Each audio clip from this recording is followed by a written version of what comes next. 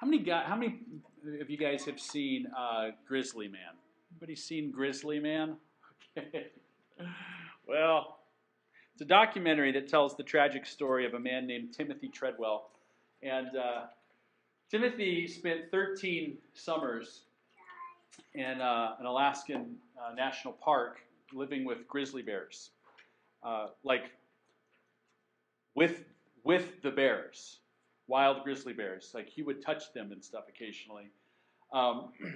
And Treadwell, together with his girlfriend, were killed and eaten by a grizzly in the late summer of 2003. And the whole story is preserved in a documentary called Grizzly Man, which includes a lot of footage that Treadwell captured of the grizzlies and himself with the grizzlies, footage that even disturbingly includes audio of his own demise. And as Amy and I sat and watched Grizzly Man in about 2006, there were some really odd things about it. Treadwell, as you may have guessed, was a pretty odd guy. And the Alaskans in this movie were very odd people as well. Like it seemed like they hadn't been around human beings all that much, from what I could tell. And at some point, the oddities in this movie were so pronounced that I began to wonder if this documentary was actually a mockumentary, like Spinal Tap, where this isn't real. These are actors who are like overly dramatizing what's going on here as a very kind of sarcastic, dry comedy. And as Amy and I watched the movie, we began to talk about whether or not this was like, is this for real?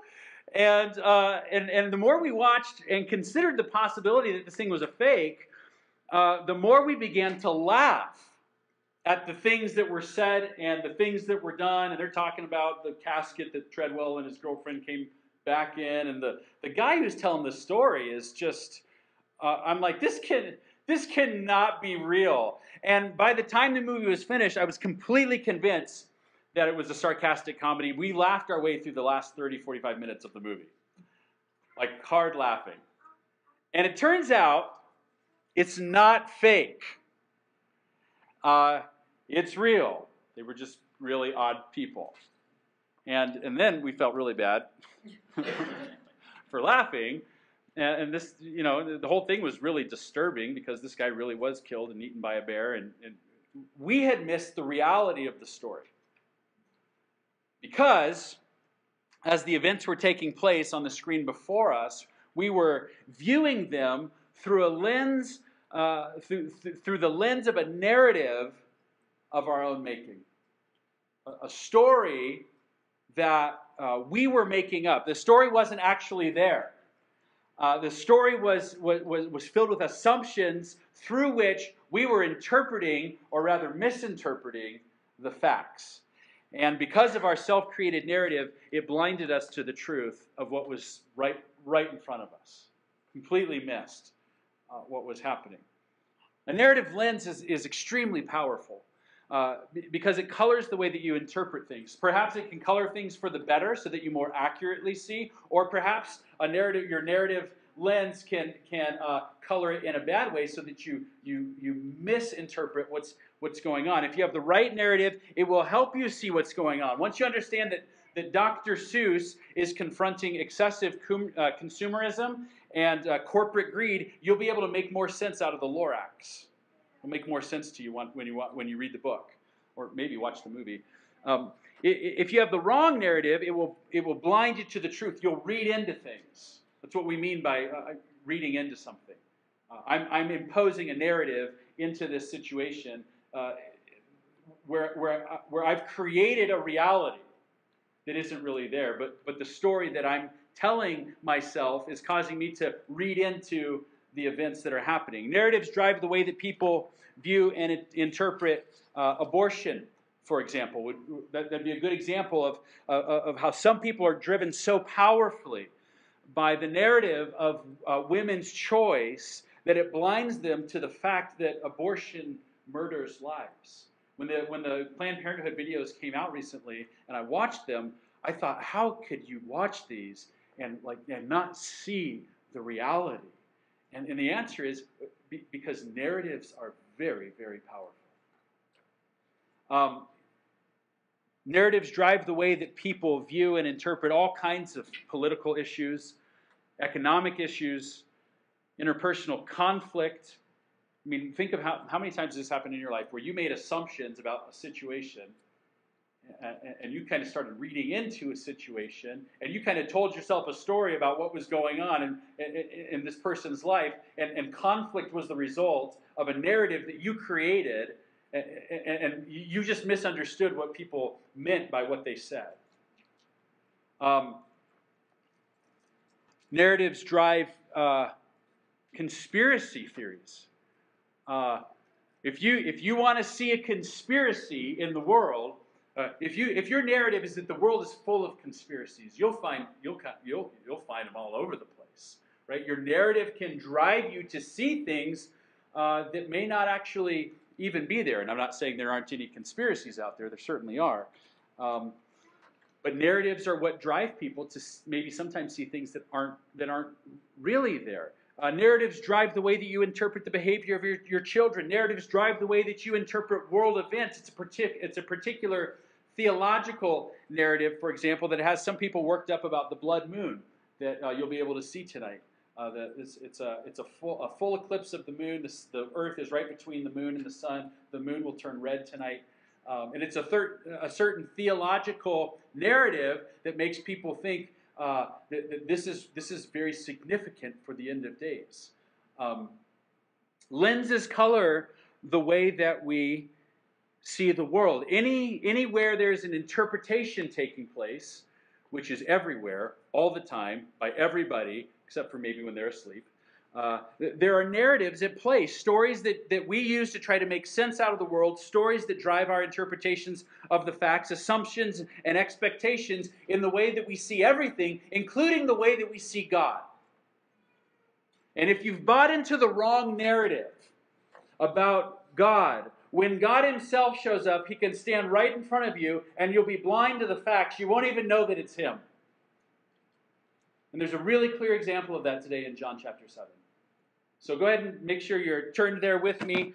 We're in John 7. We've been working through John for a while now. We're in the third year of Jesus' ministry. And Jesus is at a 7-day festival called the Feast of Booths, which was, according to the first century historian Josephus, the most popular Jewish festival of the time. I would have thought that it was Passover personally, but Josephus, who was there, says, no, the Feast of Booths, they refer to it as the feast.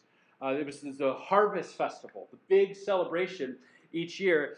And the tensions are very high between Jesus and the Jewish leadership, but that hasn't prevented Jesus from speaking very boldly in Jerusalem. He's in the temple, he's teaching, and last week we saw that Jesus accuses the Jewish leadership of not wanting to do God's will, and then he proves that they don't want to do God's will by showing that they break the law, and they fail to realize that the law points to Jesus himself. So the tension is on the rise. Jesus isn't backing down. We're heading into verse 25, and it reads like this. Some of the people of Jerusalem therefore said, is this not the man whom they seek to kill? And here he is speaking openly, and they say nothing to him? Can it be that the authorities really know that this is the Christ? Could that be what's going on? Like, unlike the people in verse 20, the people here in verse 25, they're aware that the leadership does in fact want to kill Jesus, which we've read about earlier in the chapter. And they're surprised that the authorities aren't saying anything about this situation. Jesus is boldly teaching in the temple. He's openly confronting the Jewish leadership. So if this is the guy that they're trying to kill, and if he's out here speaking so openly, which is surprising, and they're not saying anything to him, which is even more surprising, maybe the leadership has drawn a conclusion about Jesus. Maybe the leadership believes that Jesus is the Christ. That's a major statement. It's a remarkable thought if you know a little bit of something about Jewish history. So perhaps it'd be helpful for us to take a few minutes to clarify what we mean by this term, the Christ. The Christ. And just get oriented to the Jewish discussion, the Jewish culture, and we'll feel maybe more of the gravity of what they're postulating here. We use the word all the time, Christ, in our Christian circles. Some people use it as a curse word. We use it all the time. For the Jews, it was a word that was packed with meaning. It was packed with history. It was packed with anticipation of what was to come. And so this Greek word, Christos, that's the word for Christ. We translate it Christ. Christos.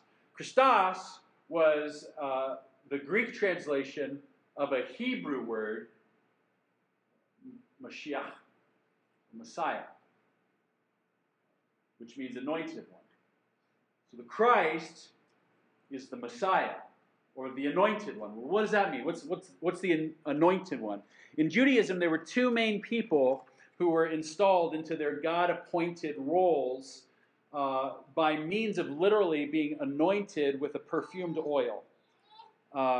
And that oil signified that this person was set apart by God for his very special and sacred purposes. And those two people in Israel were the priests and the kings. And it was the kings in particular, the royal kingly identity in particular that was thought of in Israel's literature, the Old Testament. It was really the king who was thought of as the anointed. In 1 Samuel 24:6, King Saul, Israel's first king, is referred to as the Lord's anointed. Or in 2 Samuel 23:1, King David, who followed Saul, was referred to as the anointed of the God of Jacob. Or 2 Chronicles 6:42, David's son Solomon is referred to as God's anointed one. Psalm 18:50 speaks of the royal line of King David as being anointed. It reads like this, Psalm 18:50. Great salvation he brings to his king, and shows steadfast love to his anointed, to David and his offspring forever. So there you have David, and his offspring are the anointed.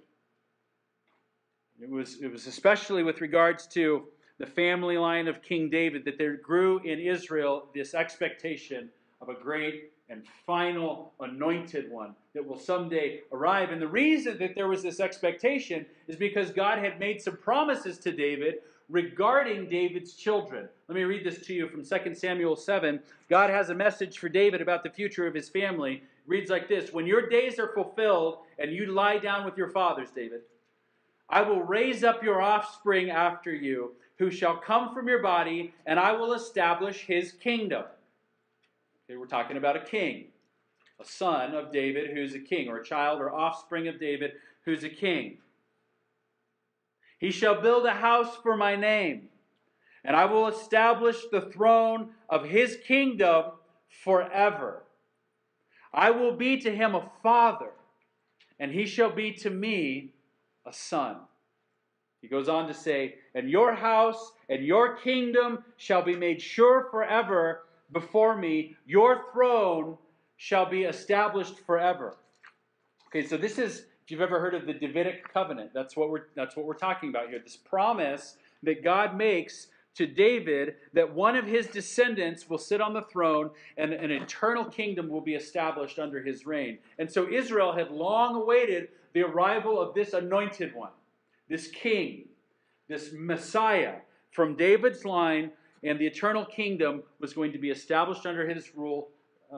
And all of the hopes of Israel were wrapped up in this king, David's son, David's greater son, the son of David, the Messiah, the anointed one, the Christ. When will he come? And they were especially eager for him to arrive and provide salvation in light of the fact that in Jesus' day, Israel hadn't really tasted independence as a nation for over 500 years. There was a little bit of a season where under this guy named Judas Maccabee, there was a season where Israel kind of had a little bit of freedom, but really the Assyrians had crushed the northern region of Israel in 722 BC. And then in 586 BC, the Babylonians came in and they took out the southern region of Israel. And then after the Babylonians, They were really good people. Yeah. After the Babylonians came the Persians, and after the Persians came the Greeks, and after the Greeks came the Ptolemies, and after the Ptolemies came the Seleucids, and after the Seleucids came the Romans. So Israel is really longing for the establishment of this eternal kingdom. When will the king come? When will the anointed one be here? When will the Messiah arrive? When will the Christ arrive? And the New Testament's unflinching claim, you guys all know this, is that Jesus is the Christ. Jesus is the Son of David. Jesus is the Messiah. There's a rich history behind that claim. In fact, it's the first idea that is mentioned in the New Testament. The book, this is Matthew 1:1, the book of the genealogy of Jesus, Christos, the Son of David. Peter boldly affirms this affirmation of Jesus as the anointed one when Jesus asks him, Peter, who do you think that I am? Simon Peter replied, you are the Christ, Son of the living God. Mark begins his gospel with these words, the beginning of the gospel of Jesus, Christ, Son of God. Listen to the words of the angel who announces to Mary that she's going to give birth to a child. The angel said to her, do not be afraid, Mary, for you have found favor with God. And behold, you will conceive in your womb and bear a son, and you shall call his name Jesus. He will be great and will be called the Son of the Most High. And the Lord God will give to him the throne of his father David. And he will reign over the house of Jacob forever, and of his kingdom there will be no end. Can there be any question whether or not Jesus is the Christ? When the child is born, the angels of heaven tell the shepherds, fear not, for behold, I bring you good news of great joy that will be for all the people. For unto you is born this day in the city of David a Savior, who is Christ the Lord. In chapter 1 of John's Gospel, Andrew finds his brother Peter and says to him, we have found the Messiah. In chapter 4 of John's Gospel, perhaps the clearest claim from Jesus' own lips, he's talking with the Samaritan woman and she says, I know that the Messiah is coming, he who is called Christ. When he comes, he will tell us all things. Jesus said to her, I who speak to you am he. Straight up. The teaching of the New Testament, the teaching of Jesus himself, the teaching of the apostles of Jesus is that Jesus is the Christ. Jesus is the Messiah. Jesus is the anointed one, the true King of Israel. That's the story that God is writing. That's God's story. That's the reality. That's the narrative of world history. That's the narrative of church history. That's the narrative of redemptive history. Regardless of whether or not people believe it or are willing to conform to it, that's what's going on in the world, and the crowds are toying with whether or not this is the case. Is this the case? They're wondering, in light of the bold claims of Jesus and the surprising silence on the part of the leadership, if the leadership is concluding that Jesus is, in fact, the Christ. And it's a very short-lived consideration. Doesn't even make it out of verse 26. Because the more they think about it, they realize that Jesus doesn't really fit their expectation. He doesn't fit their story. Look at verse 27. But we know where this man comes from. And when the Christ appears, no one will know where he comes from. For only a moment they consider the possibility that Jesus might be the Christ. But as they think about it, they reason, okay, this can't be true because we know where this guy comes from, and the Christ is going to come out of nowhere. No one will know where he comes from. That's their belief. What we're seeing here is the evidence of a rabbinic teaching by the rabbis of Israel of the day. It was a false notion, but it was a popular belief that the Messiah will be virtually unknown in Israel until the point of his public appearance, and then everybody's going to recognize who he is. That's what many people believed about the Christ. And because they already know about Jesus as this traveling Galilean teacher who's been stirring up trouble for the last couple of years, they conclude, falsely, he can't be the Christ. Because when the Christ appears, no one will know where he comes from. He's just not what we're expecting. You see, they're rejecting Jesus because they have a preconceived idea of how Jesus is going to arrive, how the Christ is going to arrive. But it's not the only preconceived idea that's at play. Look at verses 28 and 29. Something else going on here. So Jesus proclaimed as he taught in the temple. He kind of knows that they're drawing this conclusion that he's not the Christ. So he proclaims to everybody, "You know me, and you know where I come from." Now, depending on what version of the ESV you have, who's got a question mark at the end of that sentence? Okay, who doesn't have a question mark? Okay, you have newer Bibles. Meaning, the translators are like, should we put is this a question? Is there a question here? Or should this just be a period? And translators have kind of gone back and forth on how do we take the Greek.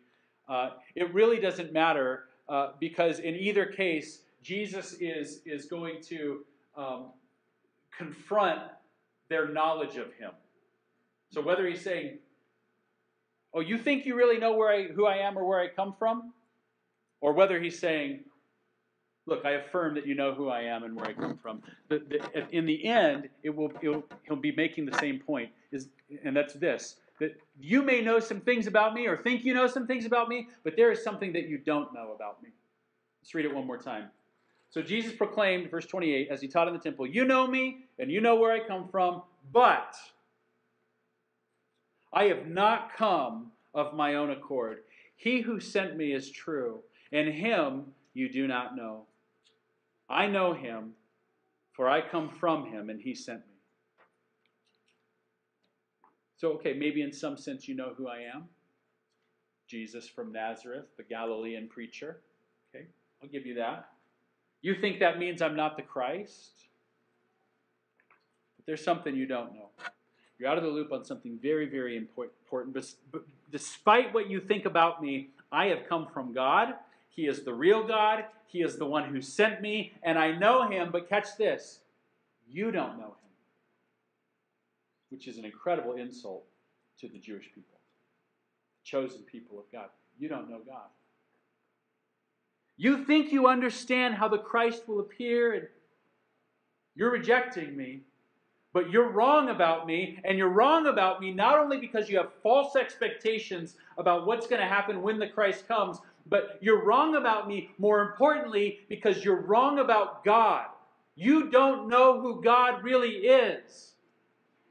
They're locked into this false narrative. They're locked into a story of their own making with regards to God. They believe in a God, but they don't believe in the real God.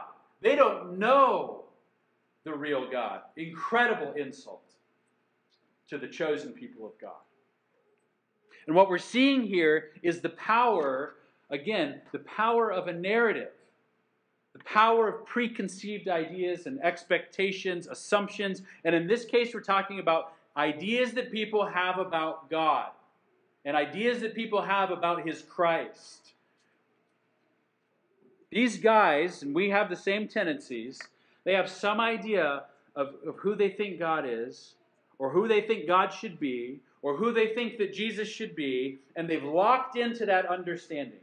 They've locked into their perspective.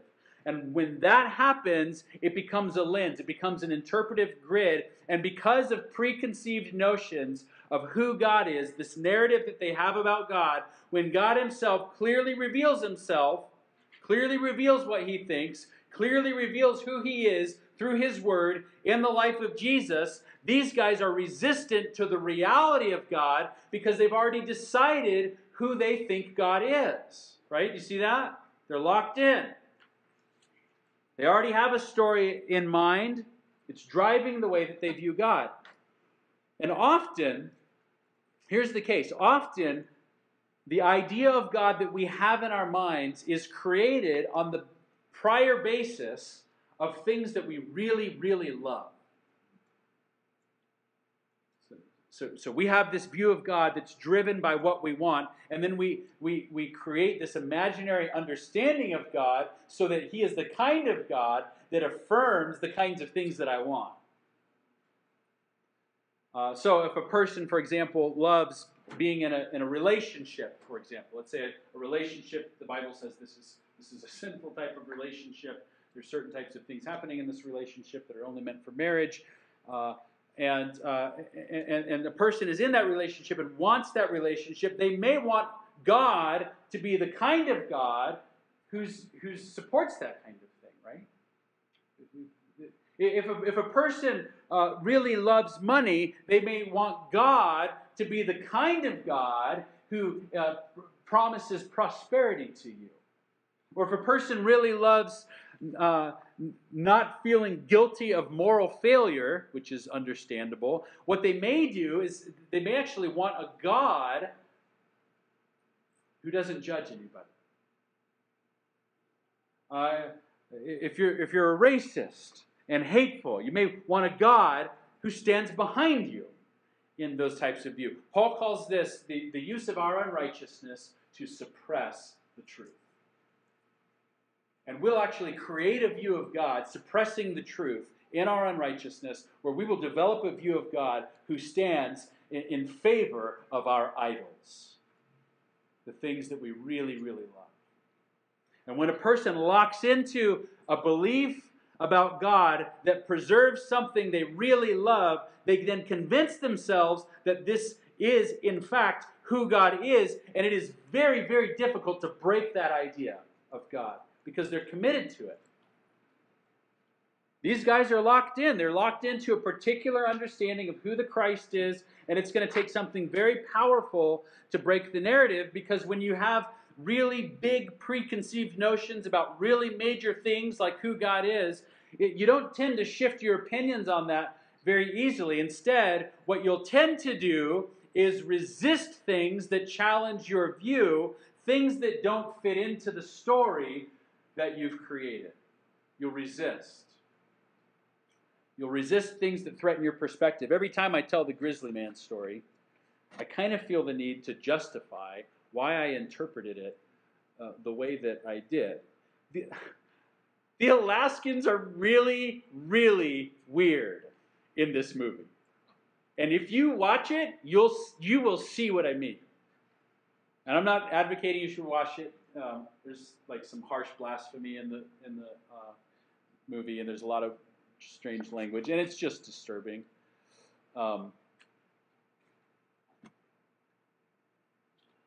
But you'll see what I mean if you watch it. Okay, now what am I doing there? Think about that. I'm trying to provide you with a narrative that might color your interpretation, so that when you watch it, you'll see what I saw. As though I kind of want you to buy into like my false interpretation. I am trying to defend an indefensible false view. Why? What's up with that? Pride. That's what's up with that. I don't want to be wrong. And in order to justify the narrative, we will find ways to defend false views. Often very clever ways to defend the story that we believe, because that's what pride does. Rather than saying, hey, look, I was wrong, teach me, I need help. Pride says, no, I'm fighting for my view. So people say things like, it's very clever, I can't see how a loving God would ever want me to let go of things that make me happy.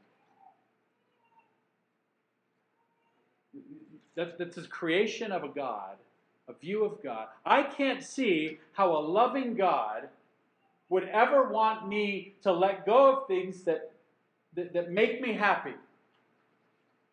So I'm going to believe in a God that wants me to be happy at all costs. That's very clever. It's a very clever way of defending a view of God that you're loyal to. Or if God didn't want me to feel this way, why would He make me this way?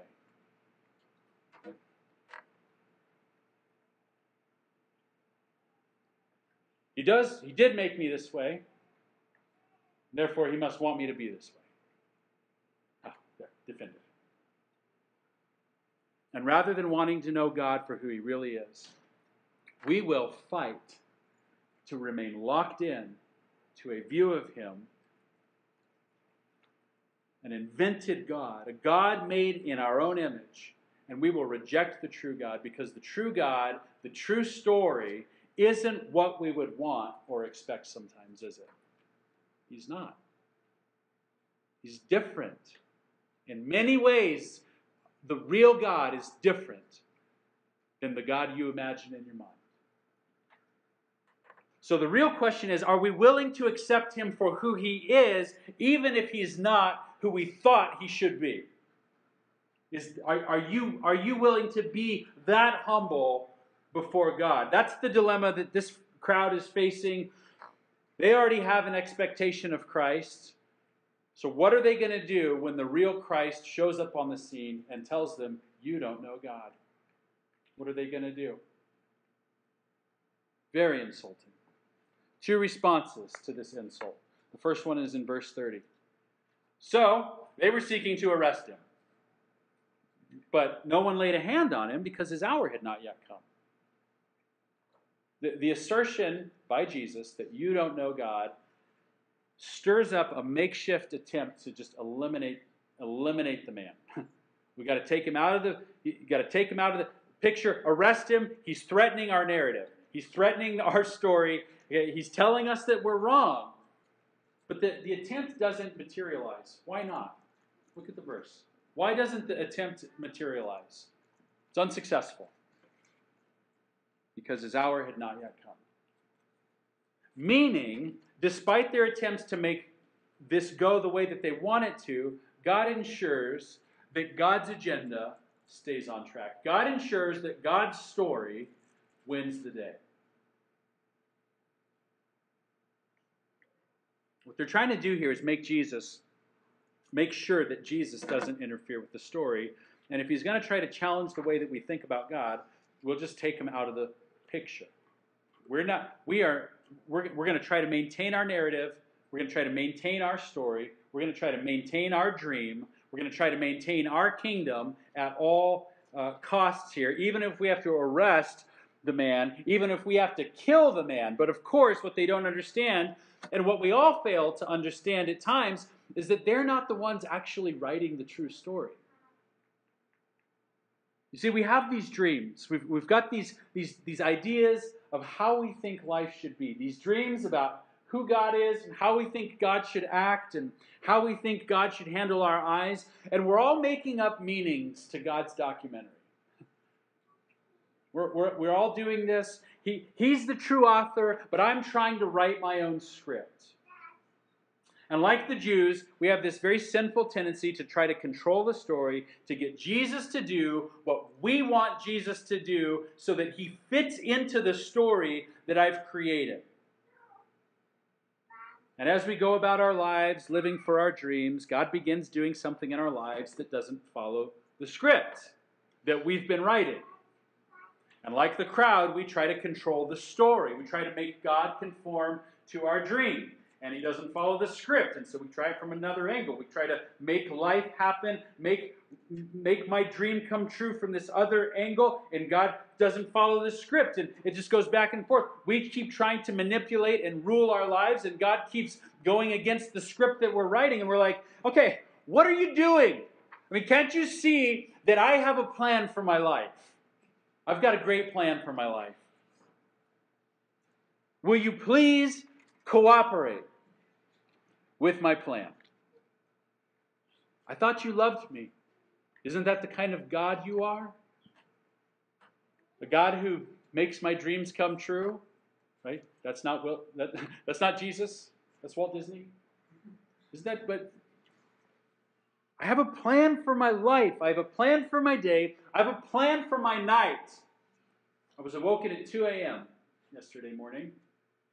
Not this morning, yesterday morning. 2 a.m. by one of my kiddos. Nightmare. Terrible nightmare. Tears. And she comes to me and gently is rubbing my arm. And it's as though, I was a frontline warrior in Vietnam who was suddenly awakened, I grab her arm. I'm totally startled awake. She's kind of freaked out because now not only does she have a nightmare, but I'm about to kill her. And I grab her, my heart's pumping. She's like, I had this terrible nightmare. She starts bawling, and I hold her and I take her to her room, and we lay down for a while, and I pray for her and just try to provide comfort for her. And I didn't fall asleep again the rest of the night. 2 a.m. onward. And I'm thinking, God, can't you see that I have a plan here? It's called sleep. And people do that at night so that they don't die in the day. And I would love for you to cooperate so that I don't die. And it's as though the Lord is like, yes, son, I know that you have a plan. But you forget that you are not the true author of your life. And I am under no obligation to follow your script. This is my story. So humble your heart and follow me. I am not the author of my life.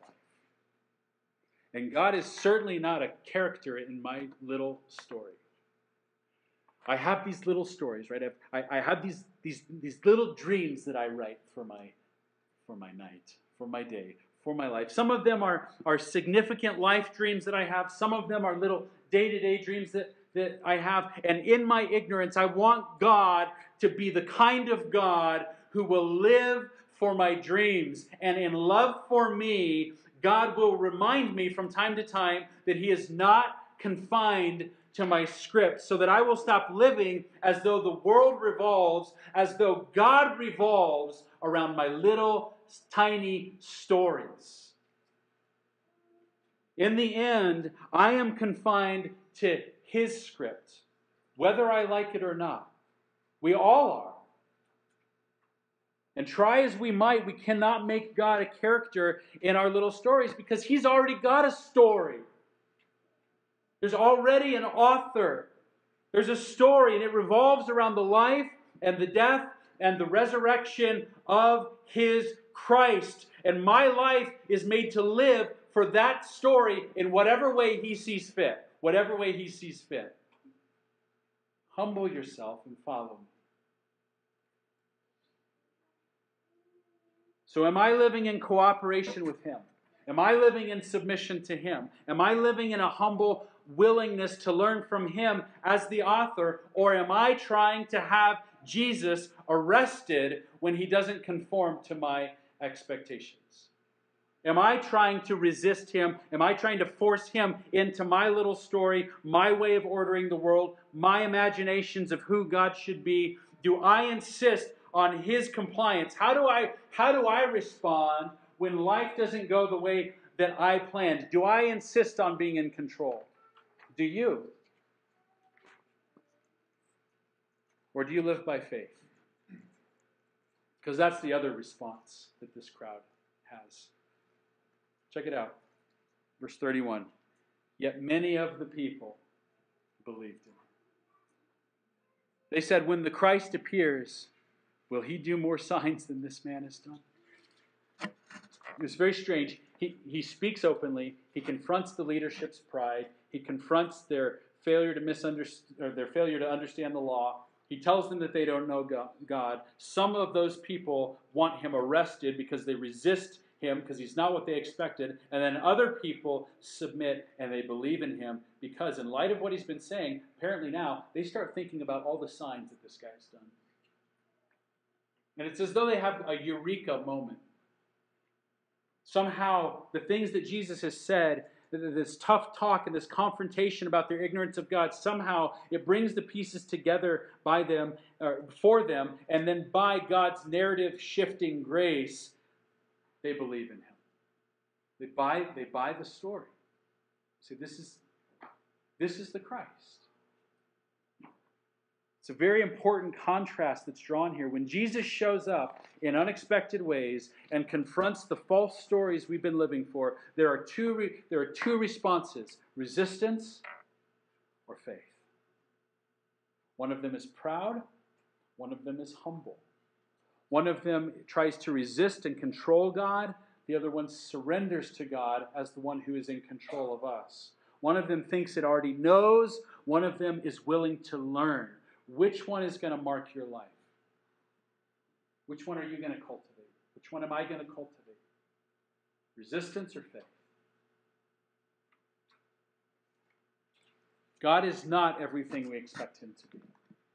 And who he is and what he's doing is sometimes going to conflict with the narratives that you're writing for your lives.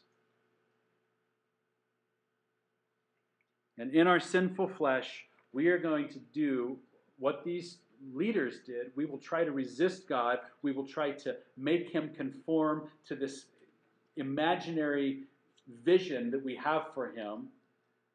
We'll try to make him conform to the little story we've been creating for our lives. But guys, that's just not what we're made to be. And we don't have to live by the flesh. If you're following Jesus, if you're a believer in Jesus, you don't have to live according to the flesh. God will give you strength to be the people he's made you to be, who trust in him as the author of life, who are willing to continue learning about who he is, people who are willing to cooperate with him as he writes whatever story he deems best for our lives. Let's tune into his narrative, guys. Let's embrace the Christ for who he really is and submit to him and the story that he's writing for our lives. Let's live for the bigger story than the little ones that we're writing for ourselves. And let's remember that we can start again right now. You can start again right now. I woke up this morning and I, by God's grace, I opened up to John chapter 13 and or 14 maybe, and Jesus is cleansing Peter's feet, and Peter says, "I don't want you to cleanse my feet." And Jesus says, "Well, if I don't cleanse your feet, we have nothing to do with each other." And then he makes this claim. This is not in my notes, but Jesus said to him, "The one who is bathed does not need to wash except for his feet, but is completely clean. And you are clean." And if you're Christ's, that's you. You're clean. And if you've been resisting, then start again. Have your feet washed. Confess, repent, turn. But you're clean if you're Christ's. Let's just start again. Let's not keep resisting. Let's not keep trying to control God. Let's submit to God's will. And maybe that's you for the first time. Maybe you've never submitted to the will of God in your life. Maybe you've never submitted to the fact that he's the author. And maybe you want to come clean so that you can be cleaned up by Jesus. That's the invitation that he would have for all of us today. Let's start again. And let's live as people of faith, not as people of resistance.